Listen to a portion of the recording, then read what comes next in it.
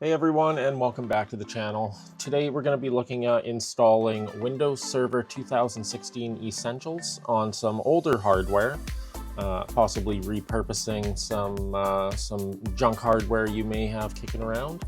A couple of the reasons why we would maybe want to do this is to A, recycle some older hardware, B, give our family or small business or home office somewhere to centrally store our documents and pictures and all that fun stuff, or maybe just to experiment around with an earlier version of Windows Server.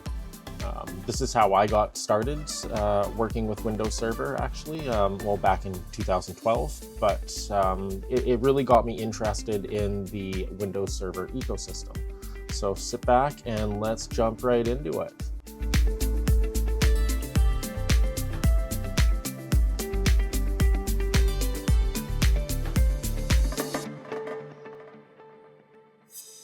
All right, so before we jump into the video, I just wanted to touch base on the California wildfires.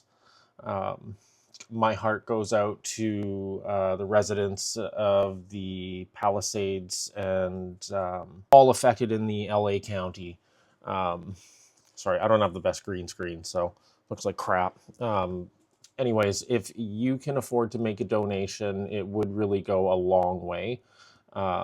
So I'm going to leave a link to the California Fire Foundation, who is doing a great job at dispersing the donated funds to the affected victims, as well as supporting the firefighters and keeping them fed and taken care of as best as they can. It's a great foundation, and if you are an American citizen, it is tax deductible. If you're Canadian or from any other country and feel like making a donation, it's a good way to feel good about yourself and know that it is going to a great cause. Again, I'll leave a link down below on how you can access this page and make a donation. Any donations made to the channel off this video, I'm also going to forward off to the California Fire Foundation.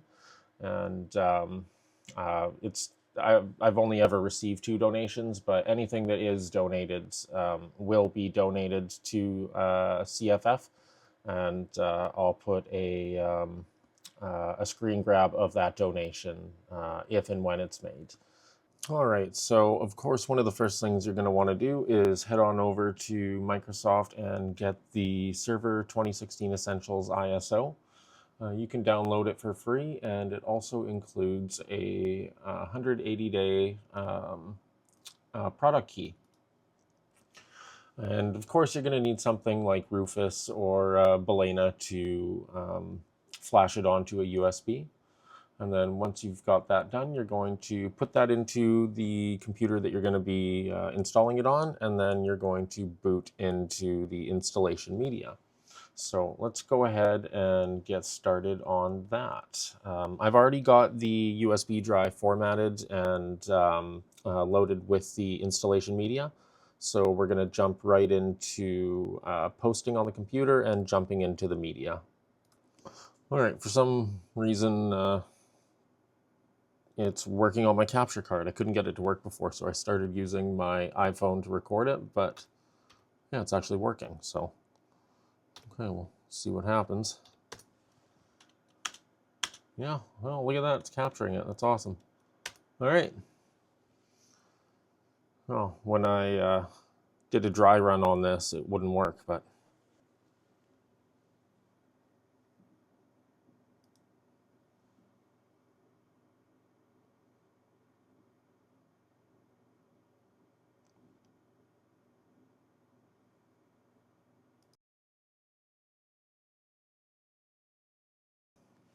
okay, so it is actually a lot simpler of a setup than installing Windows 10.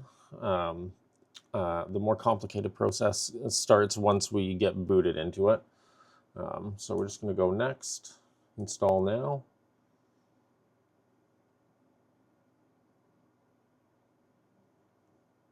Now, I'm using an old Windows 10 machine, so we're going to have to and clean up the hard drives a bit, but we're just going to go with I don't have a product key. It's still going to give us the 180 days. We just don't have to insert the serial number. We'll accept the terms, and we're going to do custom install, and we're just going to delete all these partitions.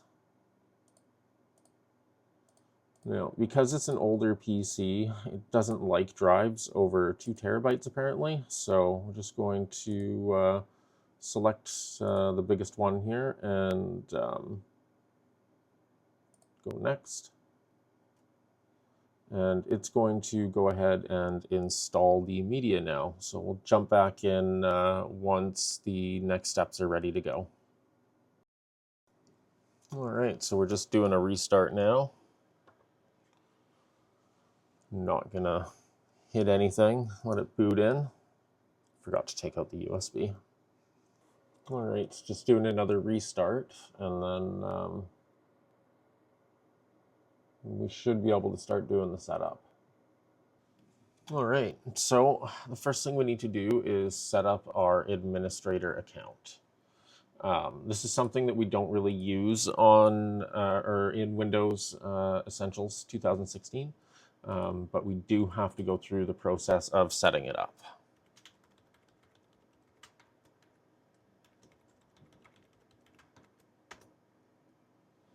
All right, so we're going to get logged in with the password that we just set.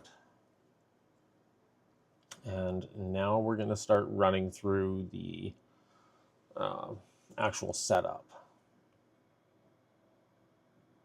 So yes, we want to allow this device to find other network devices and be discoverable because we want to connect to it.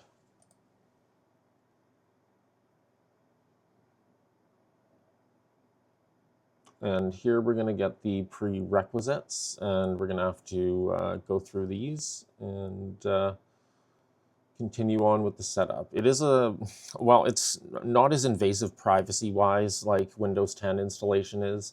There are a number of steps that you do need to run through in order to get this working properly, which we're going to run through together and get it all set up. So we're going to go next, and the time is correct and the date. And here we're just going to we're going to set our server name. So this is just a test server that I'm using for demonstration reasons. And I actually have another server that I do want to deploy running Windows Server 2016 Essentials. So I'm just going to run through this very, basically, and they're very basic, and just use it as an example. And then once this is done, I've already set this up on the server I'm deploying. We'll jump into the next set of steps after we run through this, but on the actual server I'm going to be deploying. So I'm just going to set a company name of test server, and it's going to give it an internal domain name of testserver.localdomain. I'm not sure if I've already used this, so I'm just going to do 2015. And then the server name is test server. We'll just replace server with 2015 and go next. And here we need to set an account that we can log in with. That's going to be the main administrator of the server. So I'm just going to set it to Alex, and the password you set here cannot be the same as the administrator account you set up earlier. So have to use a different password for that. And I do not recommend password recycling. So I'm going to go next.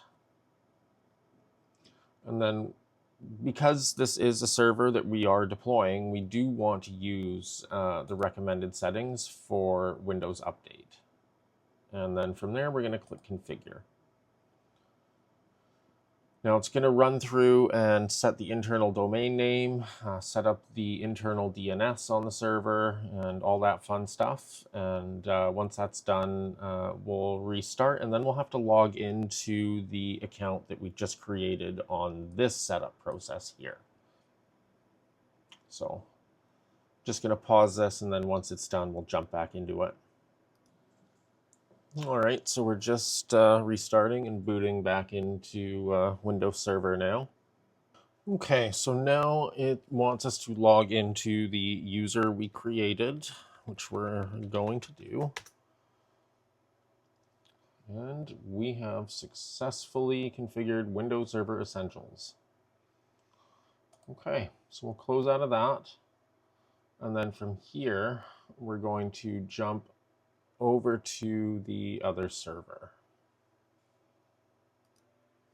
All right, so we are booted into the server now, and it wants us to get some updates, which we're just going to ignore until we get it all set up. So we're going to need to open the Windows Server Essentials dashboard, and we're going to run it as administrator.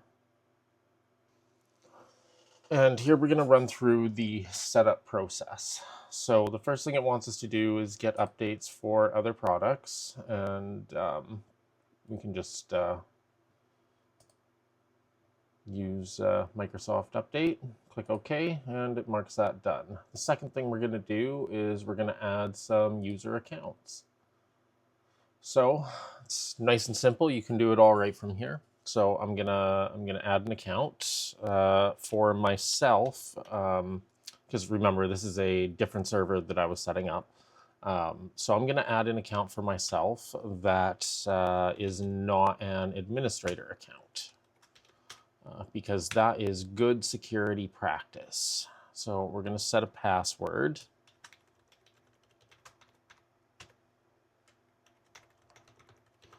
Make sure it's a good strong one, especially if you want to use your server remotely. And then we are going to give read-write access to the company folder. So the company folder is like the default one that comes with it. So I tend to make this the default shared folder for everyone. And then here it's going to ask what permissions we want to give this user. So I'm not going to give myself a server dashboard because I have an administrator account that I'll use to administer the server. But I am going to allow VPN and remote web access, and we will learn how to set that up as well as share applications that the server hosts in another video. So we're going to go ahead and create account. It's going to go ahead and do that. And then I did name this server Grogu. I do have a Star Wars theme running in our house here. So my main server is, my Unraid server is called Death Star. My little portable server is BB8, which isn't showing up there. Yeah. But yeah, I call that one BB8. And then my Windows server is Grogu. So we're going to go ahead and close this. And so we've added a user account. So the next thing we're going to do is add a server folder. Now, good practice is having it on a secondary hard drive. So remember when we set up the server, there was only a 2 gig partition. You can go ahead and format the other partition and have that where you keep your server folders, or you can just keep the default. It's totally up to you. I'm going to go ahead and add a server folder. I'm going to call it backup, and we will use this for backing up important files from other computers. We're going to go ahead and give read-write access, and of course when you add more users you will be able to give them access to the folders as you create them, but for demonstration purposes I'm just using mine. We're going to go ahead and add that folder, and then we're going to click close. Now the next thing we need to do is set server backup. So good practice would be to have an external drive either hooked up to your server, or you can use a network attached storage device as well. We're going to skip setting that up because everyone has their own preferences, and Windows does have a walkthrough that takes you through step by step on how to set that up, as well as a schedule. Windows Defender. So this is to make sure malware and all that nonsense doesn't make it onto your server. So we're going to go ahead and enable Windows Defender. Okay, and then anywhere access. So to set this up, if you do want to expose your server to the internet, which I do not recommend, being that it is an older version of Windows, and yet it is still supported. However, it's just not good practice to put remote desktop protocol and expose your Windows server to the internet itself. Best practice would be to use a VPN, either that you've set up on one of your other devices to give you access to your home network or your office, or using something that's baked into your router. But that's a whole nother video. So the next thing we're going to do is set up the customized health report. Again, this isn't something that you need to do. If it's a server that you're going to be maintaining, Windows is pretty good at giving you the errors up front and walking you through how to correct it. Client restore, this allows the devices that connect to your server. So when you log in from another computer, you have to connect that computer to the server. And what the server allows you to do is back up those devices entirely. It basically takes a snapshot of the hard drive, backs it up to the server, and if anything were to happen, if the device was to get a virus or it got stolen or something and you replaced it, you could actually put that snapshot of the backup onto the new device, or say you replace the hard drive in the existing device, you could actually put that snapshot back onto the device and go forward as if nothing happens. Another great thing about Windows Server is that if you do have multiple computers in your home or office and you've connected them all to the server, you don't need to set up user accounts on each of the computers. You log on and your desktop follows you everywhere. I actually find that really great for the kids, and it's a foolproof way for me to have them have all their stuff backed up and ready to go. Now, as most of you do know, this is a Mac household. We do have several Mac computers, and we all have iPhones, we all have iPads. But we do have several Windows computers in the house, and the kids do prefer using the Windows computers, especially for school. Google Classroom works really well with Windows, and it's just they have Windows or Microsoft Windows at their school, so it's just easier for them to use, and I don't mind working with it. So. All right, so the next thing we need to do is connect a computer. So how do I connect computers to the server? It's going to open up a browser and tell you exactly what to do. Yeah, it's pretty easy. All you do is just navigate to this website, which we can, well, you have to put in your server name. Yeah, if I just put in Grogu, connect. No, did it name it Grogu server?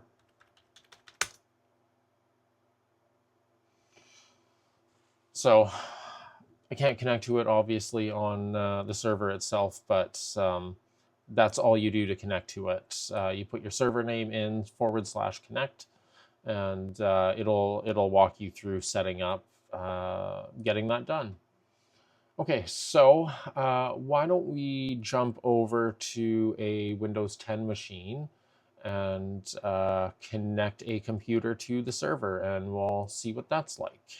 Just really quickly, while I am getting the other computer ready to set up with Windows Server and connect to it, I just wanted to share this with you. So basically, this is the, where are we here? Here we go. So this is the PowerShell code needed to install TLS 1.2. It allows computers outside your network to connect to your server if you expose your server to the internet directly without using a VPN. It's, again, not recommended, but I did want to share this with you just in case. And I will copy and paste this down in the description below. All right, so we're booted into Windows 10 Pro now, and the first thing I want to do is update this, this computer.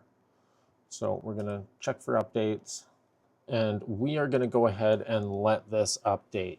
And at the same time, we are going to update the server as well.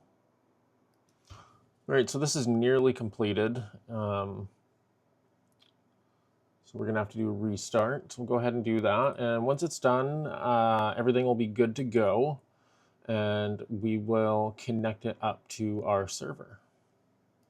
I just want to note that the updates, depending on the speed of your computer, can run anywhere from a couple minutes to, half an hour.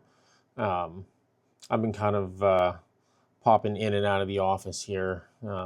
So it probably could have gone a lot faster if I was here for all the prompts and everything, but nevertheless, yeah, once it's all completed, we'll continue. All right, so we are logged into the computer now, and it's done all its updates. We are going to connect this computer to the Grogu server running Windows Server 2016 Essentials. We're just going to use Microsoft Edge just to get started. And we're just going to go to that web address that we saw earlier. So Grogu server.local. So while we see that the server's up and running, I forgot to put in connect. And then here we're going to download the software. And then we're going to open it. And yes. And we'll just close out of Edge. Accept, go next. All right, so here we're going to need to put in the user we created.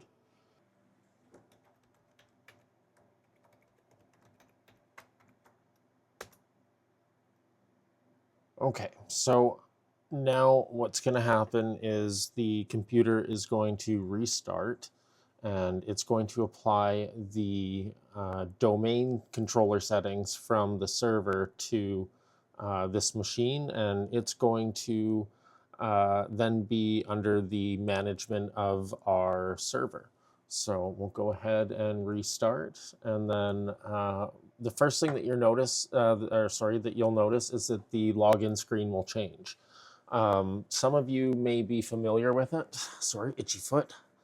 Some of you may be familiar with it if you work in an enterprise environment in an office. But nonetheless, let's restart, and yeah, we'll take a look at that change login screen. Okay, so we have some new options that we need to select again. I'm going to turn location off. I'm going to turn tailored experience off, and inking, all that same stuff as before. And I'm going to set this computer up for myself. And we're going to just call this, actually, you know what? We'll call it bench computer, because I'm going to use this for other demonstrations. And it's at my bench, and I'm going to let it live here for a little while. So, all right. wake this computer up for backups. Yeah, why not? And then here we're going to let it run through the rest of the setup. And we should be good to go after that. All right, looks like we're good to go. All right, so we can see that we're going to be signing into Grogu.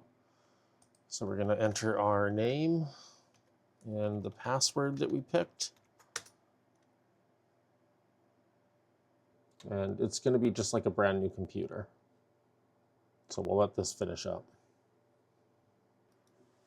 All right, so we're logged into our desktop now. And I'm going to have to run through the normal nonsense.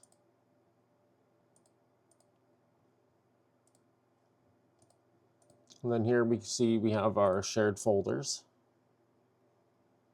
See our backup, company, and then other users, which we obviously can't get into without the right permissions. And the company, and that backup folder that we created. So that is pretty much it. We are connected. Our computer is synced up. Now let's log into the administrator. Oh, yeah, let's sign into the administrator account. And we'll see how this looks on the dashboard if it brings it up for us. All right, so now we're logged in. Oh, wrong one. Get rid of that. Search bar. Close out of that. And we should, yes. We have a dashboard that we can open up.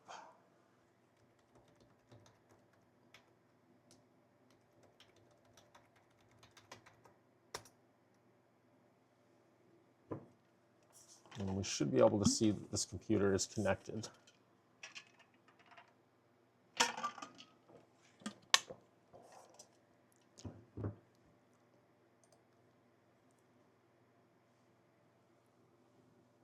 Now, it kind of runs like a remote application. Well, it is a remote application. But if we go over to devices, we see our server here, and we see the desktop here, which we described as bench computer. And we see that the backup is in progress. And what it's doing is it's grabbing a snapshot of everything on the hard drive, all the users, the Windows folder, all of that. So if anything were to happen, we could back it up, or sorry, restore it from that snapshot. And then the users, you see here, view the account properties, see anywhere access, computer access, see desktop. So we can actually revoke access to desktops that we set up on the server. So I'm going to have our family laptop set up on this server, going to have the home workstation set up on this computer, as well as one of the MacBooks is going to be set up, computer on the server. And we have one other computer that I have kind of sitting in my server room right now that I'm going to move into one of the kids' rooms eventually, and that'll be on this server. So that is pretty much it. Getting started with Windows Server Essentials 2016 is really simple. I'm going to do another video in the next day or two on how to set up remote applications, how to set up the anywhere access, and how to change the ports on the anywhere access, or the default ports that Microsoft sets us up to use, so that we can set them up with a reverse proxy and maybe get a certificate set up, and or we can keep it simple, or do both. I have a few days off work, or I've had today, but this video actually took quite a few hours to put together because I had the wife and one of my daughters go to an eye doctor appointment, and then tomorrow morning the wife has a ophthalmologist appointment at 7:50 in the morning. We have to be at, and got to do the morning shuffle with the kids and all that. So plan is to be back around I think 10 or 11 in the morning, and jump into a video now that everything's ready to go. So yeah, stay tuned for that, and thanks for watching. Let me know if you have any questions in the comments below. And again, I'll leave the TLS 1.2 PowerShell code in the description. Any donations made to the channel from this video will be donated to the California Firefighters Association to make sure it gets to the right people in need. And yeah, we go to California to the Los Angeles area every year in May, so I know the area well, and it's absolutely devastating to see what's happening out there. Yeah, all right. Again, any questions, leave them down below. Leave a like, subscribe if you like, and I will catch you in the next one. All right, take care, everyone.